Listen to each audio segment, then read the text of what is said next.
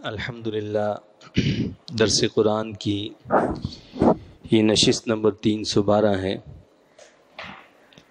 اس سے پہلے سورہ الزمر کی آیت نمبر 28 تک درس دیا جا چکا ہے۔ آج انشاءاللہ تعالی سورہ الزمر کی آیت نمبر 29 سے درس کا آغاز ہوگا۔ اس میں اللہ رب العزت کا ارشاد پاک ہے: اعوذ باللہ من الشیطان الرجیم، بسم اللہ الرحمن الرحیم۔ ضرب اللہ مثلا رجلا فیہ شرکاء متشاکسون ورجلا سلما لرجل هل يستويان مثلا الحمد للہ بل اکثرهم لا يعلمون۔ بیان فرمائی اللہ تعالیٰ نے ایک مثال، ایک غلام ہے جس میں کئی حصہ دار ہیں۔ کیا فرمایا اللہ نے؟ رجلاً فیہ شرکاء، ایک آدمی ہے اور اس میں کئی حصہ دار ہیں، اور وہ حصہ دار بھی کیسے ہیں؟ متشاکسون، جو سخت بدخو ہیں، بد مزاج قسم کے ہیں۔ ورجلا سلما لرجل، اور ایک غلام ہے جو پورا ایک مالک کا ہے۔ اللہ رب العزت نے مثال دیتے ہوئے یعنی یہاں شرک اور توحید کی مثال بیان کی ہے کہ مشرک جو ہیں وہ لوگ ہوتے ہیں کہ جو کئی آقاؤں کے غلام ہیں، اور مومن جو ہوتا ہے وہ ایک آقا کا، ایک مالک کا غلام ہوتا ہے۔ تو فرمایا کہ بیان فرمائی اللہ نے ایک مثال، ایک غلام ہے جس میں کئی حصہ دار ہیں جو سخت بدخو ہیں، اور ایک غلام ہے جو پورا ایک مالک کا ہے۔ هل یستویان مثلا، کیا ان دونوں کا حال یکساں ہے؟ مقصد یہ ہے کہ ایک غلام، ایک ملازم چند لوگوں کا ملازم ہے، اور وہ جتنے لوگوں کا ملازم ہے وہ سارے بد مزاج قسم کے ہیں۔ ایک کہتا ہے یہ کام کرو، دوسرا کہتا ہے نہیں وہ کرو، یعنی ایک دوسرے کے مخالف حکم دیتے ہیں۔ ایک نے کہا کہ جھاڑو لگاؤ، دوسرا کہتا ہے نہیں تم باہر چلے جاؤ، تیسرا کہتا ہے کہ نہیں تم فلاں کام کرو۔ تو فرمایا کہ ایک شخص وہ ہے جو کئی لوگوں کا غلام ہے، اور ایک کا مالک ایک ہے، کسی ایک جگہ ملازمت کرتا ہے، وہ ایک ہی کے سامنے جواب دہ ہے۔ تو اللہ فرماتا ہے کہ حل یستویان، کیا یہ دونوں برابر ہیں؟ وہ جو کئی لوگوں کا ملازم ہے، کئی لوگوں کا غلام ہے، وہ اس کی زندگی تو بیچارے کی بڑی مشکل ہے، وہ پریشان ہی رہتا ہے کہ کس کی بات کو مانوں، کس کی بات کو چھوڑ دوں، کس کے سامنے اپنی حاجت کو بیان کروں اور کس کے سامنے جو ہے نہ کروں۔ وہ اس کشمکش میں مبتلا رہتا ہے۔ اور جو ایک مالک کا غلام ہوتا ہے اسے کوئی پریشانی نہیں ہوتی، اسے پتہ ہے کہ میری جو پریشانی ہوگی تو میں نے اپنے اس مالک سے کہنی ہے، کسی اور سے مجھے نہیں کہنی ہے۔ تو دونوں اللہ فرماتا ہے کہ حل یستویان مثلا، کیا یہ دونوں یکساں ہیں، ان کی حالت ایک ہی ہے؟ تو ظاہر ہے کہ ہر شخص سمجھتا ہے کہ دونوں کی حالت ایک نہیں ہے۔ دو گھر کا مہمان کہتے ہیں بھوکا رہتا ہے، ایک سمجھتا ہے کہ جی فلاں کے گھر کھائے گا، دوسرا کہتا ہے فلاں کے گھر کھائے گا، تو لہٰذا وہ بیچارہ بھوکا ہی رہ جاتا ہے۔ تو اسی طرح دو آقاؤں کا غلام، چند آقاؤں کا غلام، وہ پریشان ہی رہتا ہے، اور ایک آقا کا غلام جو ہوتا ہے وہ خوش ہی رہتا ہے، خوشحال ہی رہتا ہے۔ اب یہ آقا بھی ہر طرح کے ہو سکتے ہیں۔ ایک خود ہمارے ساتھ نفس ہمارا لگا ہوا ہے، وہ ہمارا آقا ہے، وہ اپنی خواہشات پیش کرتا ہے اور کہتا ہے کہ جی تم میری بات کو پورا کرو۔ اس کے اپنے کچھ تقاضے ہوتے ہیں، اور تم اس کو پورا نہیں کرو گے تو میں تمہیں سزا دوں گا۔ اسی طرح ہمارا ماحول، ہمارا معاشرہ، ہماری رسم و رواج، ہمارے خاندانی معاملات، یہ سارے بعض اوقات ہمارے آقا بنے ہوتے ہیں۔ کہ جی اگر ہم یہ نہیں کریں گے تو خاندان والے یہ کہیں گے، فلاں کریں گے تو فلاں یہ کہے گا، فلاں کریں گے تو فلاں یہ سزا دے گا، فلاں یہ کریں گے تو فلاں کمیونٹی یہ سزا دے گی، فلاں جگہ یہ کریں گے تو وہ یہ قانون وہاں سزا دے۔ تو ہر قانون، ہر رسم، ہر رواج، یہ سب مختلف شکلوں میں ہمارے آقا بنے ہوتے ہیں۔ اب یہ ہم پر ہے کہ ہم ان کو اپنا آقا بنا کر ان کی تابعداری میں لگے ہوئے ہیں، ان کو خوش کرنے میں لگے ہوئے ہیں، یا ایک آقا اور مولا کو اپنا آقا سمجھ کر اس کی تابعداری میں لگے ہوئے ہیں۔ چاہے تو ہم ساری دنیا کے غلام بن جائیں، یہاں سے بھیک مانگیں، وہاں سے مانگیں، یہ دے دے گا، یہ کر دے گا، یہ ہمارا یہ کر دے گا، دیوالیہ نہیں ہو جائے گا ہمارا ملک، تو کئی آقاؤں کے غلام بن کر ایک کے در پر دوسرے، تیسرے، چوتھے، پانچویں کے در پر پھرتے رہیں۔ ظاہر ہے ہر ایک نے جب اس نے کچھ کرنا بھی ہے تو اس کے تقاضے بھی آپ کو پورے کرنے ہوں گے۔ کہیں IMF کے تقاضوں کو پورا کرنا ہوگا، کہیں ورلڈ بینک کے تقاضوں کو پورا کرنا ہوگا، کہیں کسی اور کے تقاضوں کو پورا کرنا ہوگا، تبھی تو وہ اپنی بات منوائیں گے، تبھی تو وہ آپ کو کچھ دیں گے۔ اور ایک وہ ہے جو سارے آقاؤں سے انکار کر کے صرف ایک آقا کا غلام بن جاتا ہے، اپنے مولا کا، مانگتا ہے تو اس سے مانگتا ہے، سوال کرتا ہے تو اسی سے سوال کرتا ہے، وہ خود اس کے لیے اسباب بنا دیتا ہے، اس کے لیے اسباب پیدا کر دیتا ہے، اس سے کوئی ٹینشن نہیں ہوتی ہے۔ اور کئی آقاؤں کا غلام جو ہوتا ہے اسے ٹینشن ہوتی ہے، ہمیں جو ہے وہ جنگل کے دور میں، پہاڑوں اور پتھروں کے دور میں لے جائیں گے، ہمارے فلاں کر دیں گے، ہمارا زندہ رہنا مشکل ہو جائے گا۔ گویا کہ نعوذ باللہ ہم نے اللہ کو خدا ماننے کے بجائے دوسروں کو اپنا معبود بنا لیا۔ تو وہ شخص کیا ہوتا ہے؟ میں نے آپ کو پہلے مثال دی، اللہ نے خود فرمائی کہ جو کئی آقاؤں کا غلام ہوتا ہے تو وہ کیا رہتا ہے؟ وہ پریشان رہتا ہے، وہ ہر وقت مشکل میں پھنسا رہتا ہے۔ اور جو ایک آقا کا غلام ہوتا ہے وہ خوشحال رہتا ہے، اسے کوئی تکلیف نہیں ہوتی۔ اگر کل کا بچہ افغانستان خوشحال نظر آ رہا ہے ہمیں، اسے کوئی ٹینشن نہیں ہے، بلکہ وہ ہمیں آنکھیں دکھا رہا ہے، تو کیا وجہ ہے؟ کہ ہم نے بہت سارے خدا نعوذ باللہ بنا ڈالے ہیں، ہم ان کی تابعداری میں لگیں، اس کو خوش کر لیں، اس کو کر لیں، اس کو کر لیں، اس کو کر لیں۔ وہ کہتے ہیں نہیں، بس ہم نے تو اللہ کی بات ماننی ہے، ہمارے پیسے سے ان کا پیسہ زیادہ وقت رکھتا ہے۔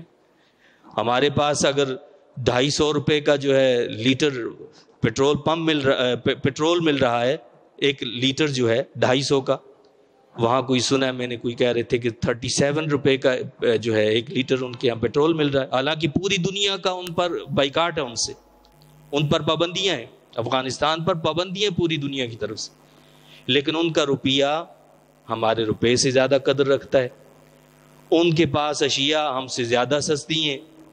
تو وجہ کیا ہے؟ وجہ صرف یہ ہے کہ ہم نے کئی خدا بنا ڈالے، اور وہ کہتے ہیں کہ نہیں، ہم نے تو ایک خدا کی بات کو ماننا ہے اور اسی کے حکم کی تعمیل کرنی۔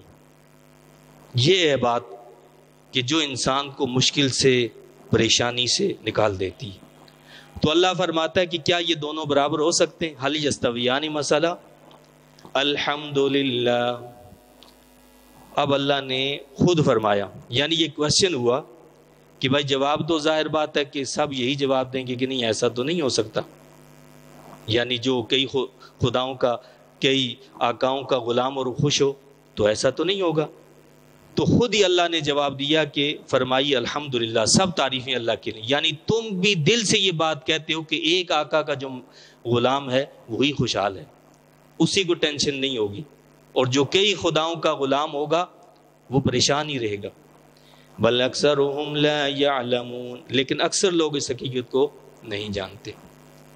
انک میت وانہم میتون، بے شک آپ نے بھی دنیا سے انتقال فرمانا ہے اور انہوں نے بھی مرنا ہے۔ مشرک یہ کہتے تھے جی یہ چند روزہ دعوت ہے، یہ ختم ہو جانا ہے، اولاد تو ہے نہیں ان کی۔ حضور علیہ السلام کے بارے میں نعوذ باللہ کہتے تھے ان کی اولاد تو ہے نہیں، یعنی بچہ بیٹا تو کوئی ہے نہیں ہے، تو سب سلسلہ ختم ہو جائے گا، مٹ جائے گا سب کچھ، اس انتظار میں تھے۔ اللہ نے فرمایا کہ حبیب آپ فرمائیں انک میت، بے شک آپ بھی دنیا سے انتقال فرمانے والے ہیں، وَإِنَّهُمْ مَيِّتُونَ، اور انہوں نے بھی مرنا ہے، رہنا کسی نے بھی نہیں ہے یہاں، لیکن تمہاری موت میں اور ان کی موت میں فرق ہے۔ اس کا یہ مطلب نہیں ہے، بعض لوگ کہتے ہیں کہ نعوذ باللہ ثم نعوذ باللہ کہ انسان مر گیا اور مر کر مٹی ہو گیا، اور نبی کو بھی نعوذ باللہ ایسے کلمات اور الفاظ کہتے ہیں۔ انبیاء کرام علیہ الصلوۃ والسلام اپنی قبروں میں زندہ ہوتے ہیں، اور یہ تو ایک عام اصول اور قانون ہے کہ چاہے مومن ہو یا کافر، وہ بھی اپنی قبر میں زندہ ہوتا ہے، لیکن زندگی میں فرق ہوتا ہے۔ ایک زندگی عام یعنی مومن کی ہے، اور ایک شہید کی ہے۔ قرآن میں ہے کہ لا تحسبن الذین قتلوا فی سبیل اللہ امواتا، جو اللہ کی راہ میں شہید کیے گئے ان کو مردہ گمان بھی نہ کرو، یعنی ان کو مردہ گمان کرنا بھی گناہ ہے۔ شہداء کو، شہیدوں کو جو اللہ کی راہ میں شہید ہوئے، ان کو مردہ گمان کرنا بھی گناہ۔ تو نبی کا مقام تو شہید سے کہیں درجے افضل ہے۔ پہلا مقام نبیوں کا، پھر صدیقین کا، پھر شہداء کا، اور پھر جو امام الانبیاء ہوں اور امام الرسل ہوں، ان کا مقام تو سب سے بلند۔ تو ان کے لیے نعوذ باللہ یہ کہا جائے کہ ان کو بس انسان مر گیا اور ختم، اسی طرح نبی بھی نعوذ باللہ ختم، ایسا نہیں ہے۔ نبی جو ہوتے ہیں ان پر موت واقع ہوتی ہے، وہ موت کا ذائقہ، کل نفس ذائقۃ الموت، موت کا ذائقہ چکھتے ہیں، اور اس کے بعد اللہ تعالیٰ ان کو پھر سے زندگی عطا فرما دیتا ہے۔ موت کا ذائقہ صرف چکھا جاتا ہے، یعنی موت ظاہر ہے کہ ہر نفس کے لیے اللہ نے موت رکھی ہے، اور اسی شرعی تقاضے کی وجہ سے نبیوں کو کیا کیا جاتا ہے، پھر غسل بھی یہ دیا جاتا ہے، جنازہ بھی پڑھایا جاتا ہے، یہ ساری چیزیں ہوتی ہیں، یہ ساری چیزیں شرعی تقاضے۔ لیکن کیا ہوتا ہے، ان کو زندگی دی جاتی ہے، اور وہ شہداء سے اعلیٰ اور افضل زندگی دی جاتی ہے، اور اس پر تمام امت کا اجماع ہے، یعنی اس میں کوئی اختلاف نہیں ہے۔ امت مسلمہ کے تمام فرقے اس پر متحد ہیں، وہ بریلوی ہوں، دیوبندی ہوں، غیر مقلد ہوں، کوئی بھی، سارے کے سارے متحد ہیں سوائے فرقہ معتزلہ کے۔ اور اب ان کی دیکھا دیکھی کچھ توحیدی لوگ پیدا ہوئے ہیں جو اس قسم کی باتیں کرتے ہیں، ورنہ پوری امت کا اس بات پر اتفاق ہے کہ صرف حضور علیہ الصلوۃ والسلام ہی نہیں، تمام انبیاء علیہ الصلوۃ والسلام اپنی قبروں میں کیا ہیں، زندہ ہیں۔ اور اللہ کے نبی صلی اللہ علیہ وسلم کا ارشاد ہے کہ ان اللہ حرم علی الارض ان تاکل اجساد الانبیاء ونبی اللہ حی یرزق۔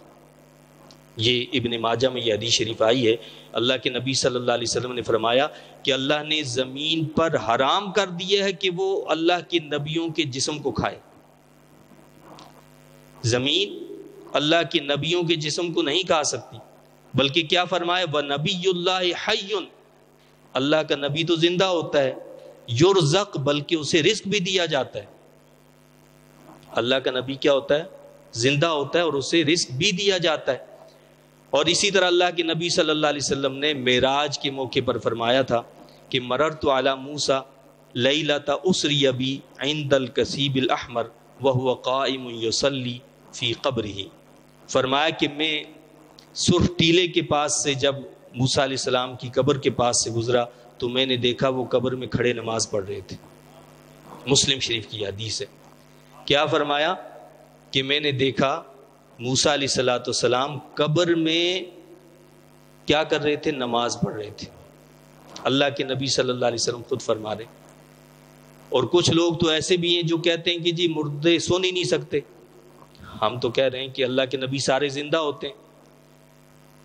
اگر مردے سن نہیں سکتے تو پھر یہ جو قبرستان میں جا کر سلام کرنے کا حکم ہے تو اس کی کیا وجہ؟ بھائی سلام تو اسی کو کیا جائے گا نا جو سن سکے گا، اسی لیے حکم یہ ہے کہ جو سویا ہو اس کو سلام نہیں کرنا ہے، جو کھانا کھا رہا ہو اس کو سلام نہیں کرنا، جو عبادت میں مصروف ہے اس کو سلام نہیں کرنا۔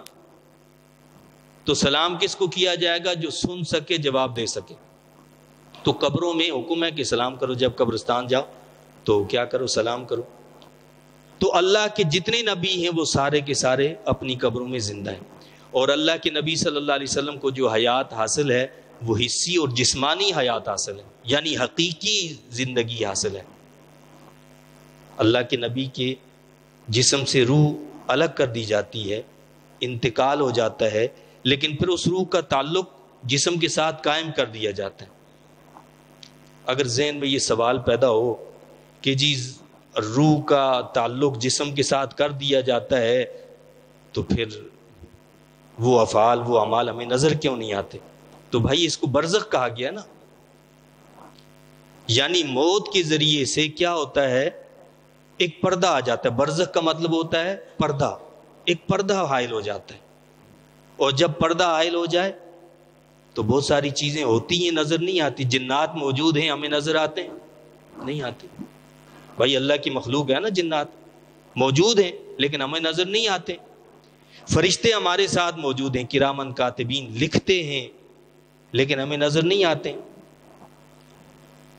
اور یہ میٹھا پانی اور یہ کھارا پانی ساتھ مل کر چل رہے ہیں، مکس نہیں ہوتے۔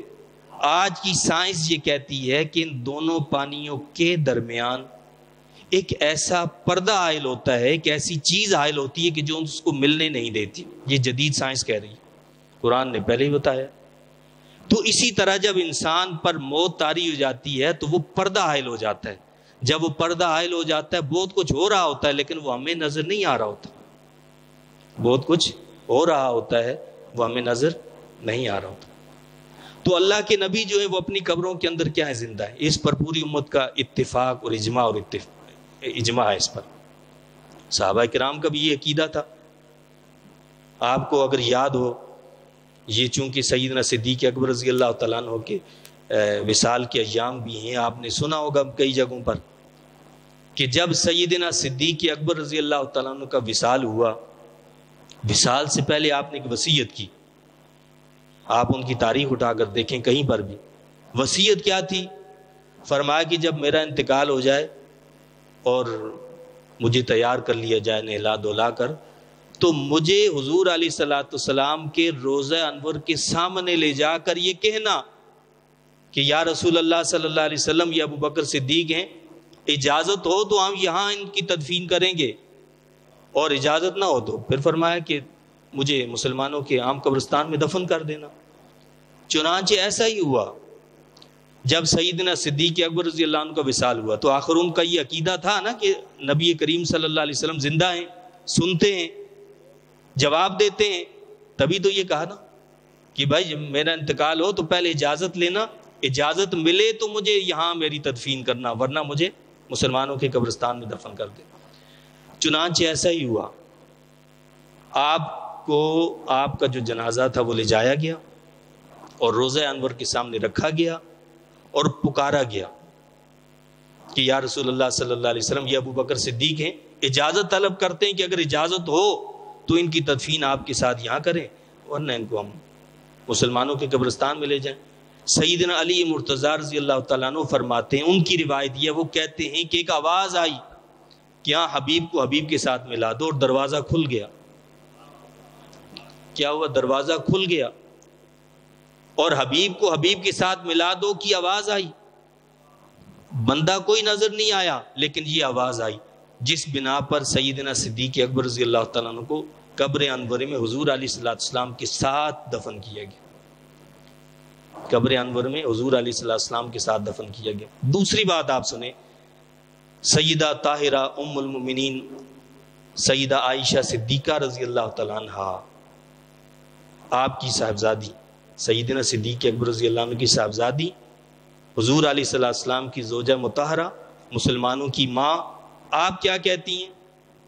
نبی زندہ ہیں، یہ تو اعلیٰ مقام ہے، وہ تو ہیں ہی زندہ۔ ان کا عقیدہ آپ دیکھیں، وہ کیا فرماتی ہیں؟ کہتی ہیں کہ جب نبی کریم صلی اللہ علیہ وسلم کا وصال ہوا تو میں قبر انور پر آتی جاتی رہتی تھی۔ یہ مطلب یہ ہے کہ کوئی میں خیال نہیں رکھتی تھی کہ سر پر کپڑا ہے نہیں ہے، میں آ جاتی تھی۔ جب میرے والد یعنی سیدنا ابو بکر صدیق رضی اللہ عنہ کا وصال ہوا، وہ ان کی تدفین ہوئی تو بھی میں اسی طرح آ جاتی تھی کہ ایک میرے شوہر ہیں اور ایک میرے والد ہیں۔ لیکن جب سیدنا عمر فاروق رضی اللہ تعالیٰ عنہ کا وصال ہوا، ان کی تدفین بھی وہاں پر ہوئی، تو کیا کہتی ہیں؟ اب میں ایسے نہیں جاتی تھی، بلکہ میں کپڑے کے ساتھ اچھی طرح پردہ کرنے کے بعد پھر وہاں داخل ہوتی تھی، حیاء من عمر، عمر سے حیا کرتے ہوئے کہ یہاں عمر موجود ہیں۔ تو وہ تو یہ بھی عقیدہ رکھتی ہیں کہ سیدنا عمر فاروق رضی اللہ تعالیٰ عنہ بھی نہ صرف یہ کہ زندہ ہیں، دیکھ بھی رہے، نظر بھی آتا ہے انسان۔ اور مجھے آپ بتائیے، جو نبی زمین پر چلتے ہوئے قبر کے اندر کے حالات بتا دے، وہ نبی قبر کے اندر سے باہر نہیں دیکھ سکتا۔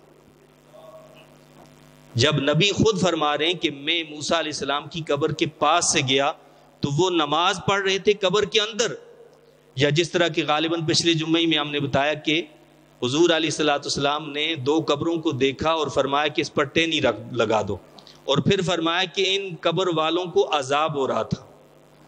تو جو نبی زمین پر چلتے ہوئے قبر کے اندر کے حالات کو دیکھ سکتا ہے، تو کیا وہ نبی قبر کے اندر سے باہر نہیں دیکھ سکتا؟ یہ میری آپ کی آنکھ نہیں ہے، یہ ایک نبی کی آنکھ ہے۔ اور نبی بھی کون؟ جو تمام نبیوں کے سردار، جو تمام رسولوں کے سردار۔ تو پوری امت کا اس پر اتفاق اور اجماع کیا ہے کہ نبی کریم صلی اللہ علیہ وسلم کو حقیقی زندگی قبر میں حاصل ہے، جسمانی زندگی حاصل ہے، روحانی اور مانوی نہیں۔ روحانی اور مانوی تو عام مومنوں کو حاصل ہے، وہ تو سب کو حاصل ہے، لیکن نبی کو جو زندگی حاصل ہے وہ کیا ہے؟ جسمانی اور حقیقی زندگی حاصل ہے۔ یہی وجہ ہے، بلکہ بڑی پیاری بات لکھی یہ مولوی اعزاز علی دیوبندی صاحب ہیں، انہوں نے اپنی کتاب کے اندر لکھا ہے کہ اس کی مثال ایسے ہے، نور الرضا کی حاشیے میں لکھا کہ حضور علیہ الصلوۃ والسلام قبر انور کے اندر ہیں، تو انہوں نے ایک مثال دی، بڑی اچھی مثال دی۔ کہا کہ یہ ایسے کہ جیسے شمع جو ہے وہ جل رہی ہو، اپنی روشنی دے رہی ہو، کوئی اس شمع کو اٹھائے اور کمرے میں لے جائے اور اس کے دروازے کھڑکیاں بند کر دے، گو کہ بظاہر باہر والے لوگوں کو وہ شمع نظر نہیں آئے گی، لیکن وہ جہاں پر گئی ہے وہاں اس کی روشنی اور زیادہ تیز ہو جائے گی۔ تو انہوں نے مثال دی کہ حضور علیہ الصلوۃ والسلام کو قبر انور کے اندر وہاں تو آپ اور زیادہ آپ کا تصرف جو تیز ہو گیا، اور روشنی زیادہ تیز ہوگی، پہلے سے زیادہ تیز ہوگی، اگرچہ بظاہر لوگوں کو نظر نہیں آ رہے۔ تو اللہ نے آپ کو کیا کیا ہے؟ حیات حقیقی، حسی اور جسمانی زندگی عطا فرمائی ہے، اور یہی وجہ ہے جس بنا پر نبی کی ازواج مطہرات سے نکاح کو حرام قرار دیا کہ آپ کے وصال کے بعد، نبی کریم صلی اللہ علیہ وسلم کے وصال کے بعد آپ کی ازواج مطہرات سے کوئی نکاح نہیں کر سکتا۔ اور جس طرح کے مرنے والے کی وراثت تقسیم ہوتی ہے، اللہ کے نبی کی وراثت تقسیم نہیں ہوتی۔ بھائی وراثت تو اس کی تقسیم ہو جو مر گیا، نبی کو وہ زندگی حاصل ہے کہ ان کی وراثت کو بھی تقسیم نہیں کیا جاتا، اگرچہ کہ ہم نے کہا کہ شہداء بھی زندہ ہوتے ہیں، لیکن شہداء کی زندگی کم تر ہوتی ہے، اس نبی کی زندگی سے کم ہوتی ہے، اور نبی کی زندگی کا مقام اس سے بہت اعلیٰ ہوتا ہے۔ یہی وجہ ہے کہ شہداء کی وراثت بھی تقسیم ہوتی ہے، اور ان کی جو بیوہ ہے اس سے نکاح بھی کیا جا سکتا ہے۔ یہ سب معاملات ہوتے ہیں کیونکہ ان کی زندگی میں اور نبی کی زندگی میں فرق ہوتا ہے۔ نبی کی زندگی جو ہوتی ہے وہ اعلیٰ ہوتی ہے، اور شہید کی زندگی اس سے کم درجہ رکھنے والی ہوتی ہے۔ تو بہرحال اللہ نے کیا فرمایا کہ انک میت و انہم میتون، بے شک آپ نے بھی دنیا سے انتقال فرمانا ہے اور انہوں نے بھی مرنا ہے۔ ثم انکم یوم القیامت عند ربکم تختصمون، پھر تم سب روز حشر اپنے رب کے حضور میں آپس میں جھگڑو گے، دنیاوی معاملات آپس میں جھگڑا کرو گے۔ یہ 23واں پارہ جو ہے یہاں پر مکمل ہو گیا، اور اب انشاءاللہ تعالی 24واں پارہ شروع ہوگا۔ اس میں اللہ کا ارشاد ہے فَمَنْ أَظْلَمُ مِمَّنْ كَذَبَ عَلَى اللَّهِ وَكَذَّبَ بِالصِّدْقِ إِذْ جَاءَهُ، بس اس سے زیادہ ظالم کون ہے جو اللہ تعالیٰ پر جھوٹ باندھتا ہے اور تکذیب کرتا ہے اس سچ کی جب وہ اس کے پاس آیا۔ أَلَيْسَ فِي جَهَنَّمَ مَثْوًى لِلْكَافِرِينَ، کیا جہنم میں کفار کا ٹھکانہ نہیں ہے؟ یعنی کوئی شخص جو ہے اس پر وحی نہیں آتی اور وہ کہتا ہے کہ مجھ پر وحی آئی ہے اور جھوٹ باندھتا ہے اللہ پر، وہ سب سے بڑا جھوٹا ہے۔ اور اسی طرح کوئی نبی آتا ہے جس پر واقعتاً اللہ کی طرف سے وحی آتی ہے، فرشتہ آتا ہے، وہ اللہ کا کلام پیش کرتا ہے، اللہ کی طرف سے دعوت دیتا ہے، لوگ کوئی قبول نہ کرے، اس کو جھٹلا دے، تو اس سے بڑا ظالم کون ہے؟ تو فرمایا کہ وہ سب سے بڑا ظالم ہے جو اللہ کے نبیوں کو جھٹلاتا ہے۔ اور ایسے لوگوں کے لیے کیا ہے؟ الیس فی جہنم مثوی للکافرین، کیا جہنم میں کفار کا ٹھکانہ نہیں؟ ایسے منکروں کے لیے جہنم ٹھکانہ ہے۔ والذی جاء بالصدق وصدق به اولئک هم المتقون، اور وہ ہستی جو اس سچ کو لے کر آئی اور جنہوں نے اس سچائی کی تصدیق کی، یہی لوگ ہیں جو پرہیزگار ہیں۔ سچ کو لے کر آنے والی ذات حضور علیہ الصلوۃ والسلام کی ہے، اور اس سچائی کی تصدیق کرنے والے سب سے پہلے سیدنا صدیق اکبر رضی اللہ تعالیٰ عنہ، اور اس کے بعد تمام اہل ایمان ہیں جنہوں نے اس سچ کی تصدیق کی کہ حضور علیہ الصلوۃ والسلام محمد رسول اللہ صلی اللہ علیہ وسلم اللہ کے نبی ہیں۔ اللہ فرماتا ہے اولئک هم المتقون، یہ سارے لوگ پرہیزگار ہیں، متقی ہیں۔ لہم ما یشاءون عند ربہم، انہیں ملے گا جو وہ چاہیں گے اپنے رب کے پاس، جو ان کی تمنا ہوگی، جو خواہش ہوگی، وہ اللہ ان کو عطا فرمائے گا۔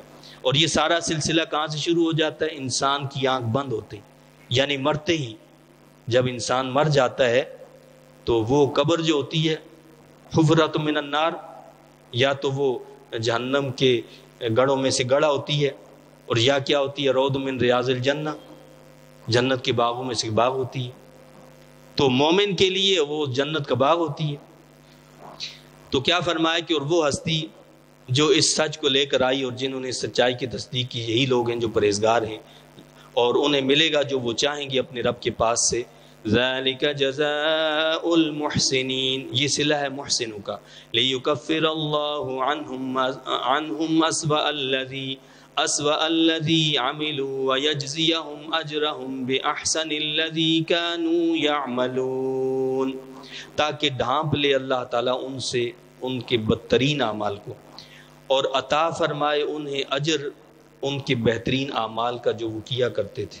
مقصد جو مومن ہوتے ہیں، اللہ سے ڈرنے والے ہوتے ہیں، تقوی اختیار کرنے والے ہوتے ہیں، جب وہ توبہ کر لیتے ہیں اللہ ان کی بڑی بڑی خطاؤں کو معاف کر دیتا ہے، اور ان کے لیے بہترین اجر ان کی نیکی کا ان کو عطا فرماتا ہے۔ الیس اللہ بکاف عبدہ، کیا اللہ کافی نہیں اپنے بندے کے لیے؟ یقیناً کافی ہے۔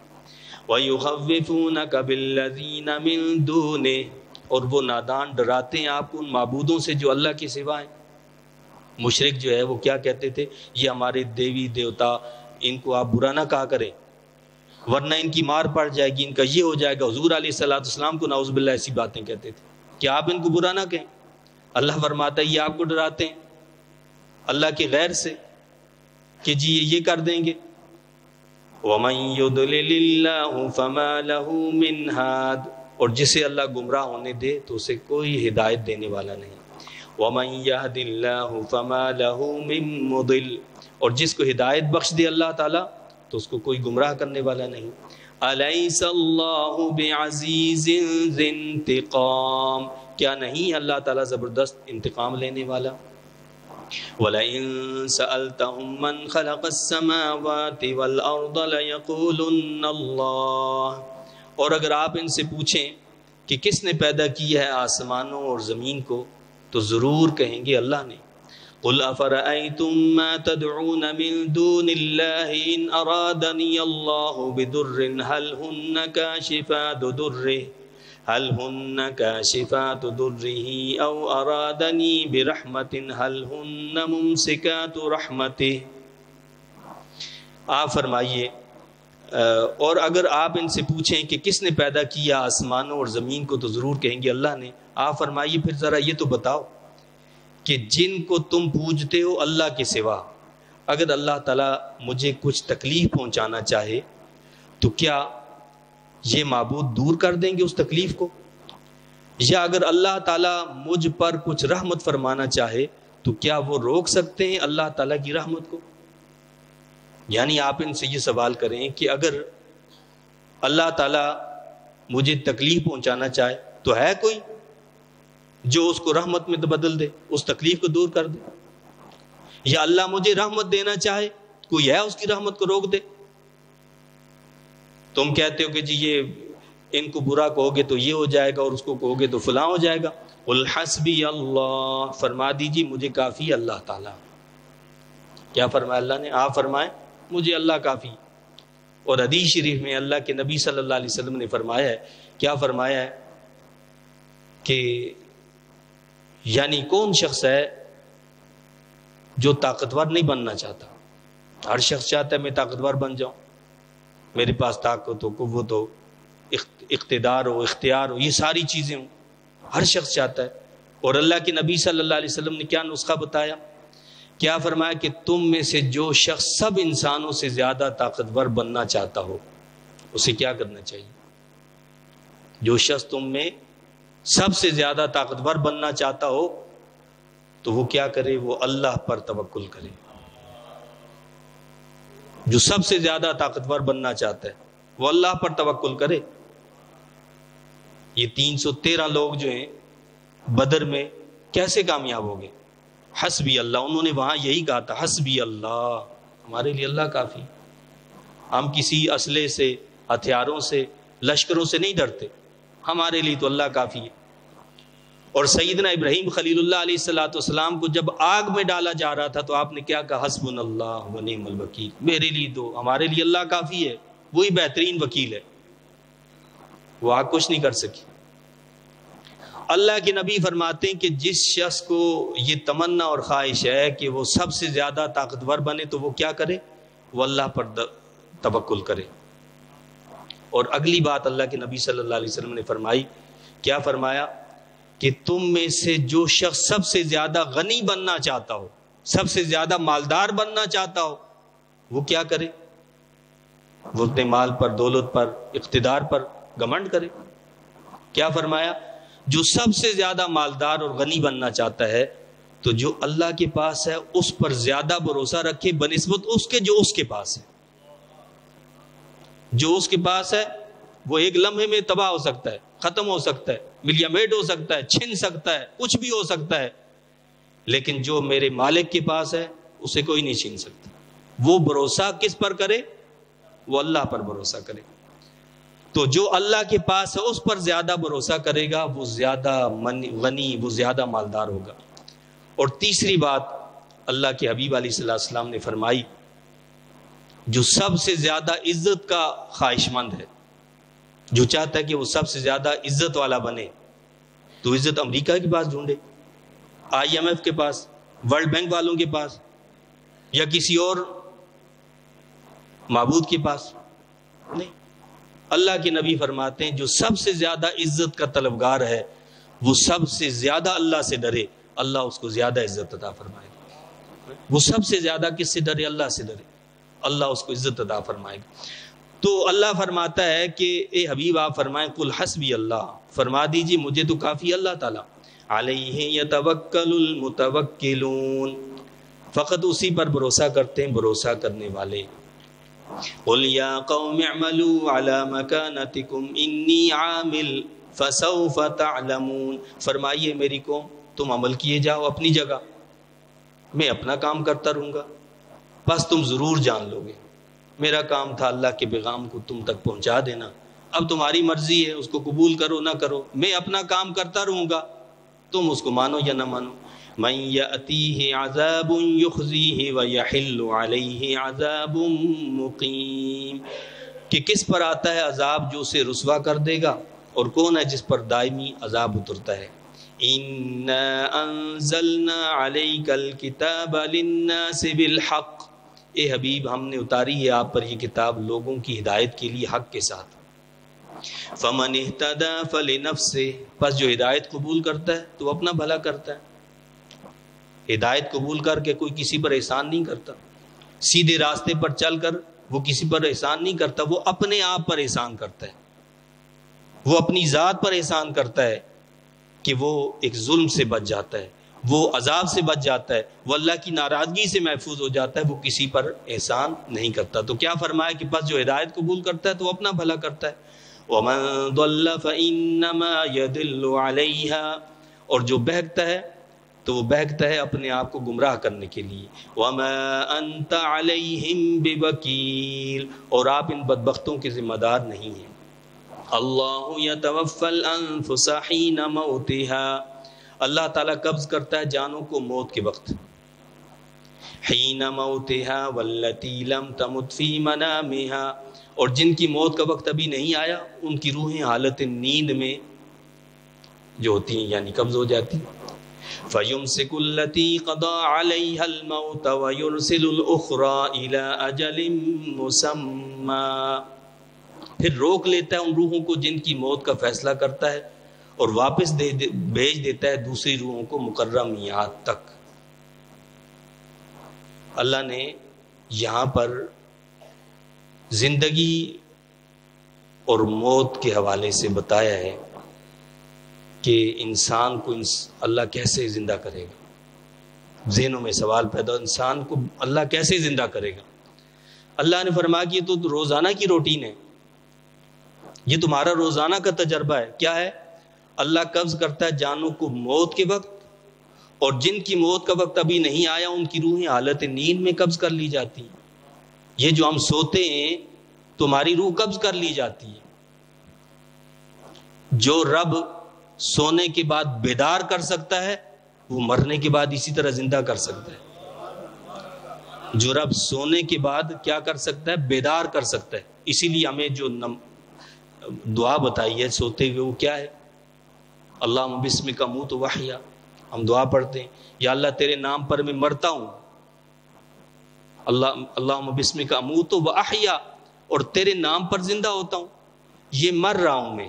انسان جب سوتا ہے تو اس کی روح کیا ہوتی ہے؟ قبض کر لی جاتی ہے، لیکن اس روح کا تعلق اس کے ساتھ قائم رہتا ہے.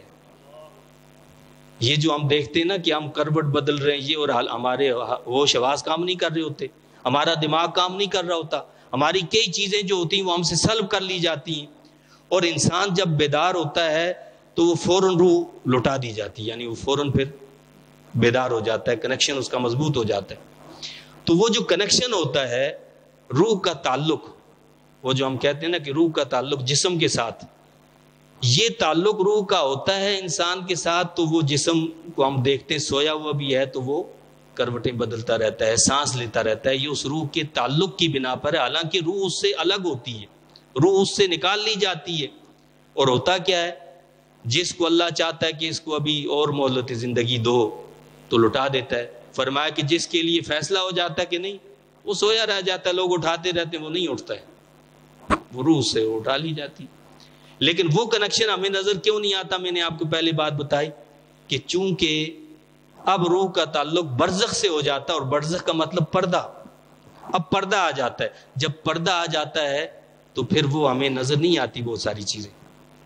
بھائی ٹاور کہیں اور لگا ہے، موبائل ہمارے ہاتھ میں ہے، اس کا کنیکشن موبائل سے ہوتا ہے.